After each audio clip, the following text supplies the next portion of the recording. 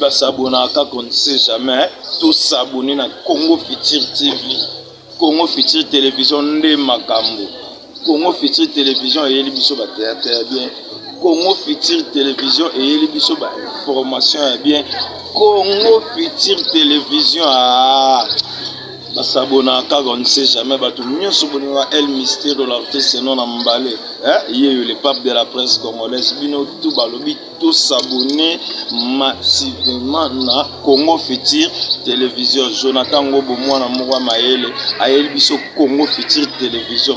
Congo Futur Télévision makambo. Congo Futur Télévision batala te barata. Congo Futur Télévision vous s'abonner, vous s'abonner, vous s'abonner. Check. Bonjour mesdames et messieurs, tous ça on a Katia Congo Futur Télévision, chaîne idéale, chaîne de tous les chaînes. Les autres invités na notre artiste rappeur Kayzon. Bonjour monsieur Kayzon. Bonjour. Koki ko se présenter pour bato bazola ndabiso. Bayi bayo. Ouais, la famille, c'est votre artiste Kayzon. Nazar Narati à Congo Futur Télévision. Topé c'est là PDG na ngai 10 milliards. Merci beaucoup. Ok, mesdames et messieurs, les lotos qui sont dans ma Kisensu, j'espère. Sensu, comme tu dis, toujours que non, Congo Futur TV, Zawana pour nous découvrir la tala cachée à jeunes, au bazar, à tala, mais bazar, la production, c'est ça. Ouais. Artiste qui est aux zones. Thème de biso tout le bila sur tala cachée, j'espère que oui, artiste comme artiste rappeur, nous bazali mais comédien bazali mais bazana nous explosé c'est ça. Artiste carrière musicale na bandi na nini? Carrière musicale na koloba 2016. Carrière musicale parce que moi c'est pesa na 2016. Spring do les fans 2016 ouais. Est-ce que au bimse déjà album to au bêta single moko to Nous sommes tous un projet, album est un projet, single est un projet. Nous avons un studio pour 2 morceaux. Peut-être qui font en exclusivité. Maintenant, on a le sortie officielle. On a des titres. Mais en 2015, 2016, on a une carrière. Non, bêta single moto, ni mono bêta. Bah, vraiment, on a Siko bientôt les hommes à la plateforme. Ils ont 2016. Par concentration en 2016. On travaille qui a travaillé mingi malobara patience ezalaka bololo mais fruit nango et anelo monter quand on est lengi voilà alamba ibilo on a avec patience si on a sentir que 4 ans ou 5 ans 2016 5 ans près et belli elle n'a pas ça au public congolaise public africaine ba goûter donc si je comprends bien non nous c'est le côté non noté mais son déjà machine officiellement OK ouais. Bon, tu as un titre ou bien ils sont privé ou bien ils sont cachés pour le moment. Ils sont privés. Titre à Liboseza, prémisse, ils sont featuring. Et puis les Katola qui a dit pour le Congo, ils sont sous featuring. Katola qui a dit Congo, bien pour la Batnios parce que people va Congo. Oui, monnaie qui Congo. On a PC qui Congo, des refrains des années Congo. Ils ont expression moroboé et le baramingi ti melobi belé. Phrase moroboé, j'espère Katola qui a dit phrase mon coussé. Mais ça continue dans les vastes makasi. Bon artiste, artiste qui est zone, azamwana communini, azakolonini, azaneni parce que la plupart des gens le bac non, jeune tala mikolo yo, batanga te sont voyous, mon betinze moboy, bêtise belé, nine belé. Donc c'est artiste qui est zone. Il va parmi batouana, tu as or. Les bosso, les artistes, le roi Batunios. Bango baza ma bêté, ngana za malamu te koleka bango. Ko juger pour nanga siko eza un peu difficile. Et m'balé artiste qui est natif à Matete, grandi à Kisensu, na Kisensu na 2004. Wow. Ouais. Si les lotos en 2021, na kolo banazo vivre na Kisensu quotidiennement de 2004 til donc les abom. Est-ce qu'au niveau des titres ou bien aux arts niveau mora jeune talawana to il y a les bosso te menakoloba artiste qui est étudiant en faculté de droit attention. Wow. Je ne suis pas comme les autres, bon mélanger un artiste à master. Je ne suis pas un artiste de rue. étudiant en faculté de droit moto. Droit. William Booth G2. Voilà. Artiste, droit le sous-quoi kayo, éviter. Parce que, moi, tout, ce qu'on a un métier, moi, quand on a déjà temps consentant. Parce que, n'a évité sur vous avez 2 métiers. Oui. Bon, 2 métiers, 2 objectifs, nous avons l'objectif. Rap, na droit. Tu éviter. C'est aux rappeler au consentant, on dit, la moto, aux rassures, on compte, mon ticket non moko. On l'a donné au moko ici, après on a sur moto, on s'est rendu, expliquez ça. Déjà, je combine tous les deux. Artiste qui est dans la machine. Je peux faire 4-5 choses dans la moko, je suis comme ça. J'ai des capacités hors du commun, et ça prétention, et ça vérité. Ouais. Donc, na arme la moko. Non, ça va tout me souhaiter, mais tu es comme ça, bazalaki na arme bazalaki opesa ba message lié na politique lié na mambo droit quoi. En passant artiste l'exercice légal j'espère. Kinshasa bakoyeba mokili bakoyeba. Oui, c'est ça. Moi je combine comme ça. Droit il y a le droit vocation. Tu comprends mon bongo. Musique et passion. Artiste. Mais nous tout le monde parce que tout le monde a il y a d'autres rappeurs le quoi aux rappeurs au salve toi donc il sait que yo mo so rap o yebi be ko do et loko na sound parce que rappeur bazation et loko limita bangote donc ça mabe tout comme ikiri na epende tout monde ngo ba rappeur minene moi ikiri ba bomi mutu ba beti mutu ba kutani ba bunzi de yo kwa mtadwa o respecta ngo parce que na ta musique aux ali mais quand tu veux droit na kati na za mutu mo boye à part droit excusez na lingara mi beko tokoli na famille mi beko d'ailleurs ma mère est une éducatrice bato bakola na banda ko éducatrice ba enseignante ba ebi ke moi rigueur ezaka na parler na bande mo restricteur de deux ba maramusu ezaka na ndule na biso eza lié na droit on voit ça musique est indépendante la musique est indépendante plutôt la musique est indépendante carrière est indépendante eza libanda ya mambo politique ni droit est na makamnango musique pesa na makamnango a condamné na n'est pas condamné ouais à les inspirations ouais artiste bon artiste autoluba elomo autoluba wana l'exercice légal bon elo on ngi luba boy tout selon musique et comique lelo n'habitez sur telle musique lelo moi je suis pas rappeur mais dans ce rappeur tant nga dit tout ça tant nga botala kolanda musique non musique mais message zobima pe Nathalie habillement au barola ibanga bala tabatu c'est ça parce que artiste le mode la telamba ba mon TV il faut bala il faut mais il y a d'autres gens au mass balanda c'est ça mais musique n'est pas lelo so tal mata rap aussi ko rap chanson bon ba profane ba musique quoi ya ba wera ba nani musique typique aussi sous ba musique ba kilelo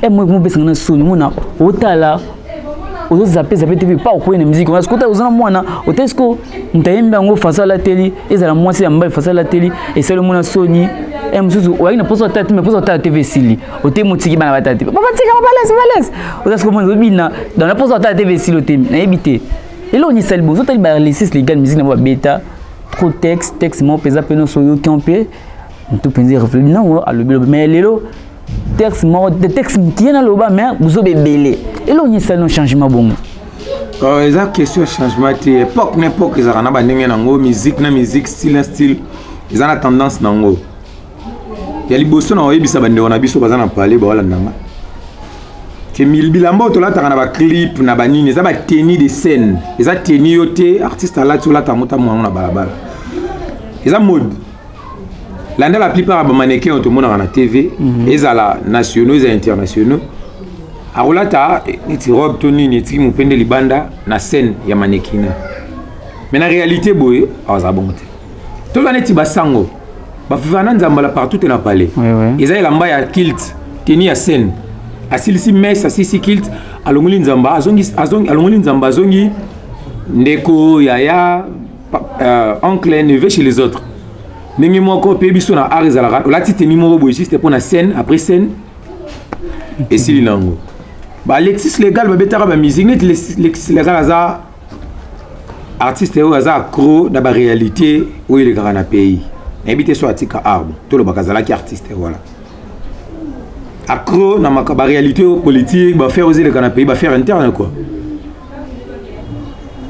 message naye kozala ndenge moko te par exemple nanga artiste Keizon rappeur a bolingo to ngai artiste Keizon rappeur a street ya cité ngai mbelaka kwiti nembelaka par exemple ko filmer to nembelaka mwasi omonake ba scène eza ndenge moko te et public baza na ndenge na bango ba mbelaka message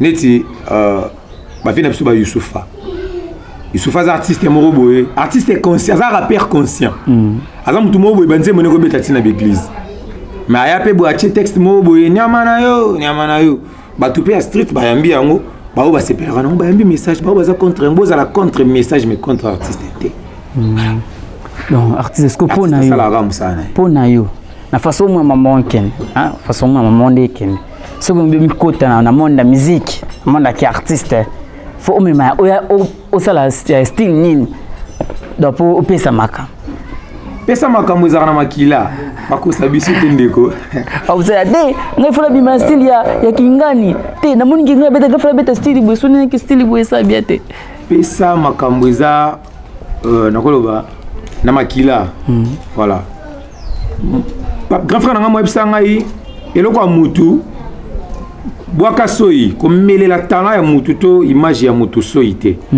voilà donc soki na beta musique nazala neti Keizon fo nazala nango na makila nazala convaincu que eza eloko te nazo forcer eloko nazwi na mabele te eloko na uta nango place na uta avant nazala yango wana après osala choix ozala orienté na style na yo donc si je comprends bien talent ozana mo talent exposé yango voilà exactement neti yo PDG na biso Jim Miller ozana talent tozana don moko boya ya art créativité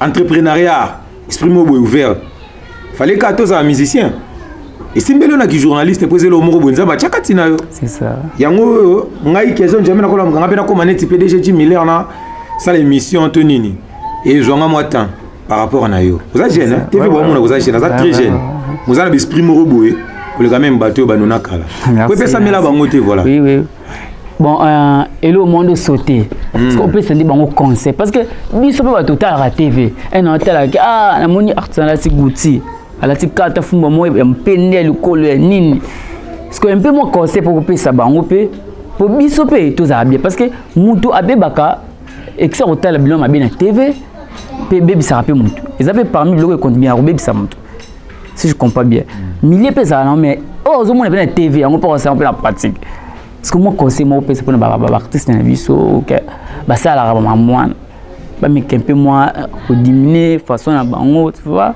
pour musique eza message aux pe ça mutu ba tika ko beta ndule ba beta ne musique au père ndo kapia do ah ndule na lingala ba beta ce que musique donc que mutabi pe texte abino mutu a lobby pende loko vraiment dans les bons el buso na webisa bande ko bo tala ngai bo tala ngam na malamu mano mbofu na to iboka bato mayele baloba boye tout est permis mais tout n'est pas utile de cette répondre à Monique Keizon a tiré la ibolumbo de TV fona salango babiloko eza banti valeur na ba culture na biso fo boyango tozala ba fan to ba mélomane aveugle te tozala bato yo bazosala makambo avec savoir ebele peuple kongaza peuple moko boye tozala instruit koleka ba peuple ebele tongo makasi alors to mi memate na ba bipepe ya ba makambo ezo mema biso sala concentré yom to sala choix yom to repona artiste nini yo lingi yo sepelaka na yo zalaka na yo landaka na ba concert par-ci par-là olandaka yo tshila ba vie na YouTube ainsi de suite. Mais si on dit que non, ça ne va pas, ça ne va pas. Et concernant la repère, ça n'a pas de connexion artiste, la bande de connexion moi si, yabasi, et na réponse moi de na pesa yo, où est siècle de la femme. Siècle où yo tozana où est siècle à moi si. Donc attends ça publicité biscuit morobo, il faut na cha mi penda nzele. Et ça siècle moi ça a exposé ma casse. Alors pour attirer plus de vie, plus d'intention à Batou, pour attirer attention à Batou, faut exposer Bassi. Mais bande qu'on a biso artiste et tout ba fan bazali bosso na biso. Tu bêta la musique tu cible la génération moro boité. Tu bêta la musique tu tiens le marché. Il y a des fois moi 5 ans ko fan na yo. Moi 4 ans payé à tomber fan na yo. Mais c'est souci. Er mo peut tous araba parents na ba coin. Message aux autres tcha. Aux autres lancé et quoi na moi 4 ans. Ayemba to amuna ba parti intime to ba nudité devant la famille comme ça. To yeba toujours tcha public na biso wapi. Yango moni, j'ai pris le temps 4 ans mobimba depuis que je me suis senti apte et j'ai confirmé que non voilà, la musique était une chose qui vivait en moi. Nazui sous 4 ans yako lamba yako épicé carrière na ngai. Pour artiste na landa utali ba maman na biso akala ba pongolof ba beti masiki les autres ba style na bon de façon bon musique na bon oui ça c'est vraiment la musique. Oh yo qui vraiment non personne n'a pas ça maman même ça une homme qui nzema personne pour ça va na la musique na bao mais la musique elle l'a évité comme le kola moi nzindia ce que les commentaires malo beso ya te ba stream belé so bebele c'est bon artiste qui est aujourd'hui 4 ans ou 5 ans 5 ans pour la 2016-2021. J'espère que le Rozo Bimi, ça vraiment cassé. Ah oui, je ne promets rien de spécial. Texte, mais je n'ai jamais été léger quand il s'agit de couper sa message. C'est que fait je ne rigole pas. Production, ma casse, Simbio, à la place. Bon, production, mon côté, je suis soutenu par Mototé, sauf Bami nangai, ba master nangai, ba collabo nangai, neti yo PDG moi jeune. Quelques amis ba intime, ba proche nanga. Neti ba master nanga Manteka Z que j'ai sali en passant. Master nanga Pati Panzu, Fondation Lobby à moto que j'ai sali en passant. Baza ba tumoro ba jeune kan neti biso, bazo mek entrepreneuriat mais na rempli de bonne volonté. Foi morobo est tellement forte. Ba mi gape ko Achilo bord na maramnaï, achepelo bord na mamwa, mon négocié mon robot, mon ningani, jeune artiste, ninga, ningito, nibalo barajene, c'est ça. À venir, il y a le mboka, il y a le mot. Voilà. Donc, production, penana roloba. Exact. Minito, bien sûr, un produit, tu es libre. Je suis libre. Libre de tout contrat, que jeune artiste, agent libre. Agent libre. Totalement indépendant, je ne dépends que de moi-même. C'est mutu mo habité moni ya ngam na produisa ya kosi. So te ya na mona sali boya kosi. Actuellement que ils sont libres. Excepté bande konanga baninga na ya bonne volonté. J'ai là Kael no boyonga petite sœur na propre que j'ai sali aussi. Qui passe parmi bateau yo. Ouais, bazana simanga. Artiste secondaire boy mutu mo rotalo bena. Non, artiste mo l'équipe émission ouais l'équipe bien c'est bon bien. C'est peu non mais pour Azoyo parce que nous tu as une production à travers confitité justement et des pour mon ah oui si go à cause Zoyo nandingi nini pour Azoyo Azwangai contact ezali WhatsApp eza na Instagram na pe na Facebook YouTube na ba réseaux sociaux mutuali bientôt j'y serai dans peu de temps parce que il y a artiste artiste en lobby France soutenir mais avec comme œuvre vraiment le public ou la biso ba confirmer que mambo lobby parce que fazo lobby là dans monde déjà dans artiste vraiment dans ma case au faire ya penza pesa musique les éducatif et pas mutayo qui non papa penza a cheyo ngate ma bavandi na non de le quoi sont tali baba nexus légal mais nexus légal musique na ipeso cheyo nexus légal papa tika pour constater ouais nexus légal azali musicien asali mama ramena na quoi na mais comment ça a été ghetto et la biso street et recommandable biso biso bima na académie des beaux-arts tu sais ba musicien de rue to outi na coin de rue na ba coin ba venir na biso na école na ba groupe miki après to bimi donc tous na street et na biso partout to kendaka donc ils a musique moro boye ils a pour na ba mélomane oyo ba lingi genre musique éducative ou quoi ouais ba to pe ba ça que roloba ba yuvo nanga quoi bande konanga street to sana ba mwana La musique est pour tout le monde, toute génération, voilà, toute catégorie. Il y a papa, il y a maman. Moi, j'essaye plutôt d'honorer tout le monde, de mettre tout le monde à sa place. Moutounion sans attendre qu'on se régale dans la musique. Artiste qui est au moins a capella encore, il y a bien au pays où ça va te marquer, ils en ont Anzila. Mais tout le cas d'abord, ah oui, pour me faire attendre un artiste en AMB bien, bien, c'est ça. Andimé peut partir à capella, non? À capella, pas de problème. Répertoire est tellement retourné, mais na lingara mingi ko valoriser ba maman et surtout aux ana moi ba maman. Na za mwana moko boye na koli na maman. Maman ndi azana 80% ya l'effort ba maman. Donc aux ana nga boye 80% ya maman. Na c'est pelisana ba mère. Mon premier amour, maman, c'est toi l'amour. Matin et soir, maman, je pense à toi. Faire de moi un grand homme, maman, tu l'as voulu. Et sacrifier ta vie pour moi, maman, tu as osé. Yeah. J'ai toujours été fier d'être à tes côtés. Tu as livré ta personnalité en guise de mon bonheur. Maintenant, maman, je suis là, je vais te faire honneur. Sacrifier ma vie pour toi, maintenant, je peux le faire. Ok, ouais, ça peut être maman. Donc, artiste qui n'ose pas bosser, maman, t'es sans peser maman. On c'est maman, elle est la studio, maman, en tout cas, n'a pas oumé là. Maman, bazala la bango donc. Madame biologique, bon, moi, pas de maman. Nalinga bango tout. En tout cas, nous avons côté préféré. Yo, vous à la droite, vous avez ma beaucoup. À gauche, à droite, c'est la à gauche, moi, il y a droite, c'était. C'est toujours un mieux. L'artiste est quelle zone? Peut-être que on a pour ça contacter, on était sur beaucoup de 82. Besoin na WhatsApp plus 243 81 123 29 75. Plus 243 81 123 29 75. Na Instagram naza Kayson Philo, KASON PHYLO. Na Facebook naza Kayson Philogine, naza Kayson Joe.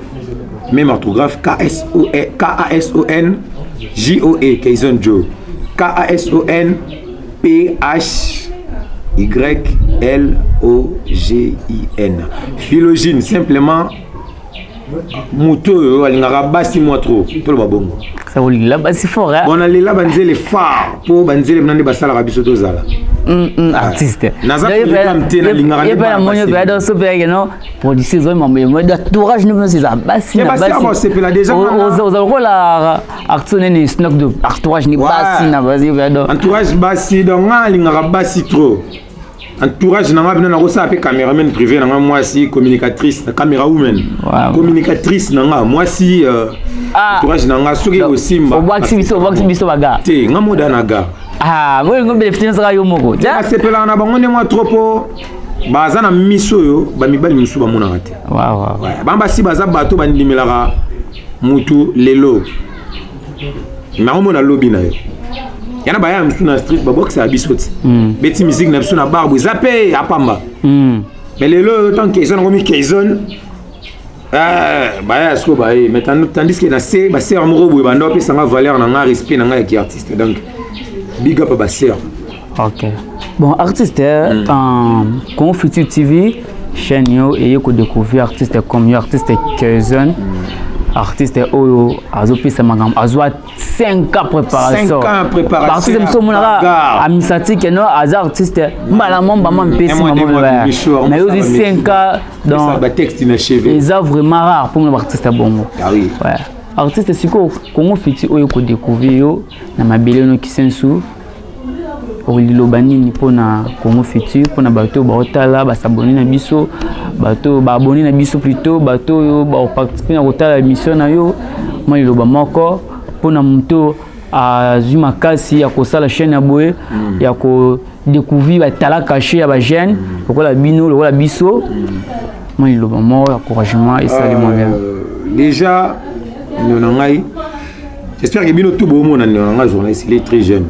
Alors je moi $100 na kina na bar moko X panza ngo pe wa bingi mo pao après le besoin impiaka mais tant que kanisa investir les amis KTT déjà j'ai sali l'idée l'initiative et ça en tout cas ils sans promoter mon engagement léger pour l'initiative ouais na payé 100% soutien moral spirituel physique so nzamba pomboли na matériel ozo merci ouais en tout cas bandeko tout ozo la nanga artiste Kayson yo wana j'espère que oh ndio so moninga kozana pressé te roger pesa nga temps zelanga na prochain rendez-vous oyo kangai yo ndoko apprécier ce que ko sepela toté mais bo oyo kangai en tout cas bo s'abonner mingi mambo malamu eza ok bon artiste moi tout comme nous sauver à la fin un peu de salutations à ma collègue entourage na yo base maman ba proche na yo ça m'a bien en tout cas ba proche ndebo talanga mino boye ba ke boleke belé makasi monde bo muna ngai boleke belé bo plus de 1 million oh na tangi été anyonga te ah et mission ba tout au courir derrière le temps moi na tanga plus d'1 million de bozawana exact mais je vais saluer quelqu'un au na koki en commençant par HB Fighter papa na villa na Bradelvi type moroboé azamutu moroboé atala nga na miso lobby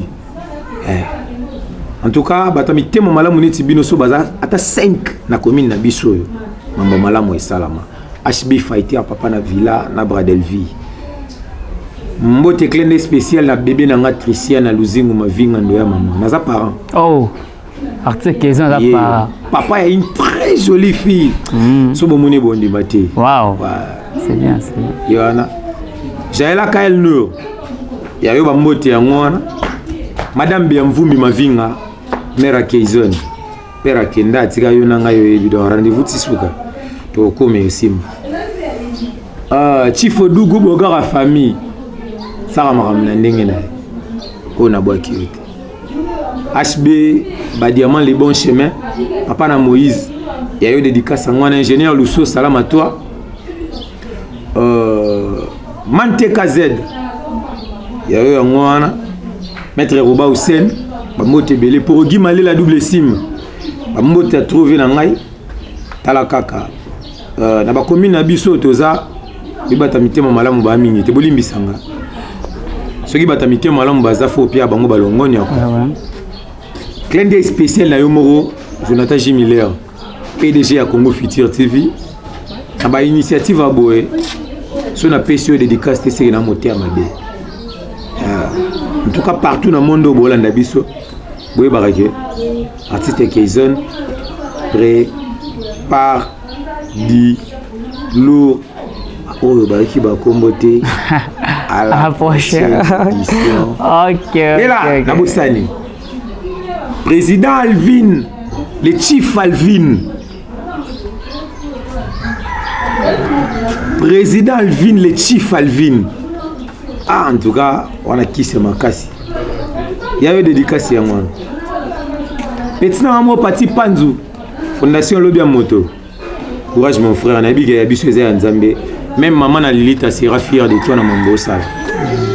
Le boko yo epesaka eza yango ezwaka te bako sarabiso. Le boko epesaka yango nde dominaka. Parti Panzu clin d'œil spécial. Ah ouais. Okay. Merci beaucoup.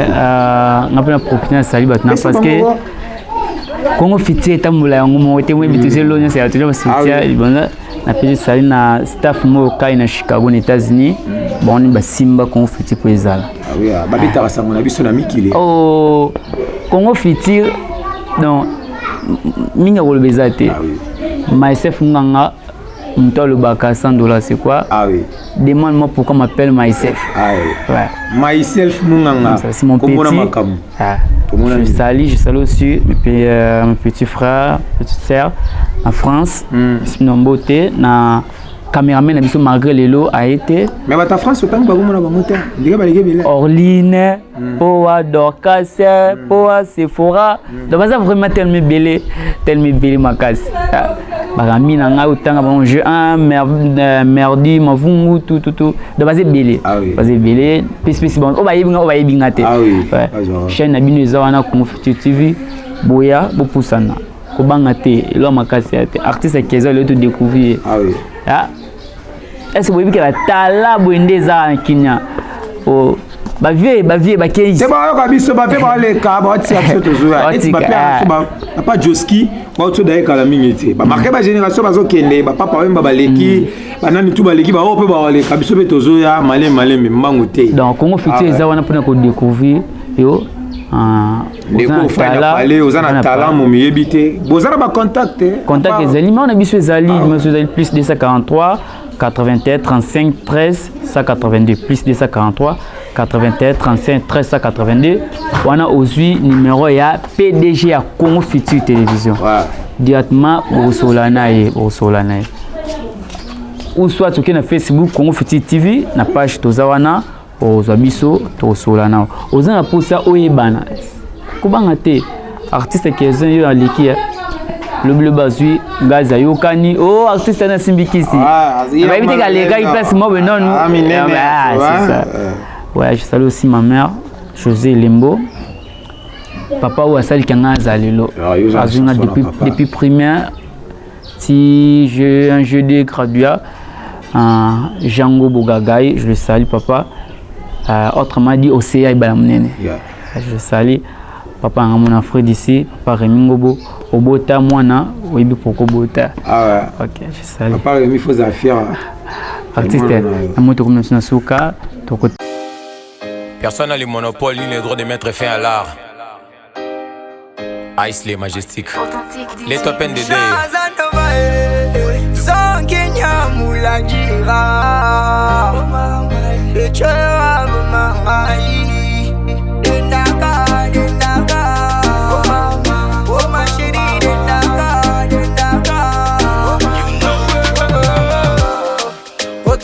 je me relève, je reste un appel de ma boy qu'elles ont dit.